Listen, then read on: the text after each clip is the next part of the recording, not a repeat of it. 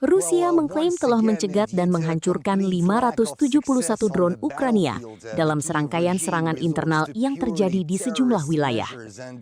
Klaim tersebut disampaikan di tengah meningkatnya intensitas serangan udara dalam konflik Rusia-Ukraina. Gubernur wilayah Kirov menyebut 6 warga sipil tewas dan puluhan lainnya terluka akibat serangan Ukraina pada malam hari. Serangan tersebut dilaporkan menimbulkan dampak terhadap sejumlah fasilitas dan infrastruktur di wilayah Rusia. Salah satu lokasi yang turut menjadi sasaran adalah gudang milik Wildberries, perusahaan e-commerce terbesar di Rusia. Pihak Ukraina mengeklaim fasilitas tersebut digunakan oleh militer Rusia sebagai pusat logistik. Serangan drone menjadi salah satu bagian penting dalam perkembangan terbaru perang Rusia-Ukraina. Kedua pihak terus menggunakan drone untuk melakukan pengintaian, menyerang target militer, serta menyasar fasilitas yang dianggap memiliki nilai strategis.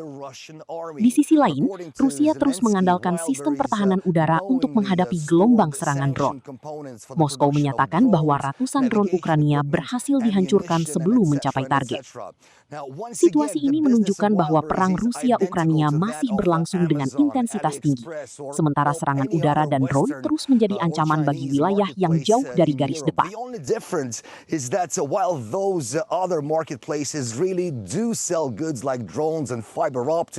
Wildberries are mostly about clothing, footwear, household and beauty products that are primarily bought by women with children. Moreover, infrastructure of Wildberries revolves around the business of hundreds of thousands of sellers, and not only from Russia. Entrepreneurs from countries like Armenia, Kazakhstan, Kyrgyzstan and Uzbekistan use Wildberries warehouses to develop their light industry and sell their goods to each other, like from Kazakhstan to Armenia, for example. So these terrorist attacks on civilian facilities are not only an attack on Russians, but also an attack on the business interest of at least a dozen countries.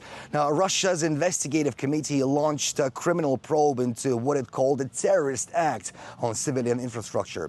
Meanwhile, one of the reasons for the Kyiv regime's increasing terrorist activities is arguably the fact that its army has been seriously depleted and it's constantly failing to fulfill its ranks. Now, we've reported on violent force mobilization in Ukraine for a long time, as images of goons in uniform kidnapping men off the streets have already had millions of views all around the world.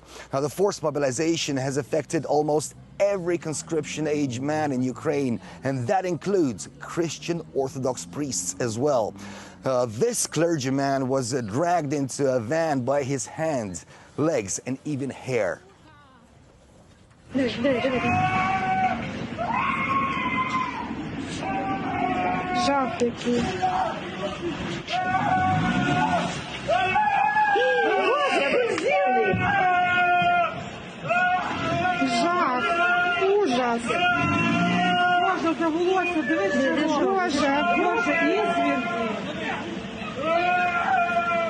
Я ж кажу, нас побили. Meanwhile, Russia continues its group strikes using air-launched precision weapons and drones against Ukrainian Black Sea port infrastructure in Odessa and Odessa region.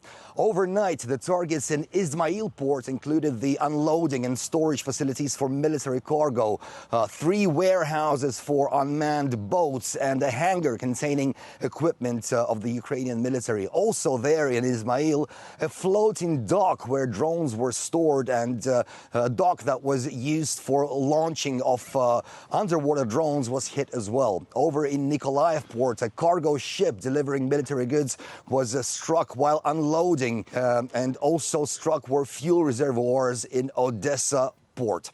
Now, Russia's massive strikes against Ukraine's Black Sea port infrastructure and related facilities used for the army of the Kyiv regime began back on the 10th of July and continues to this day, almost daily. Odessa, Chernomorsk, Nikolaev, Yuzhny, Izmail, all of those ports are major links for the supply of weapons from Ukraine's Western sponsors.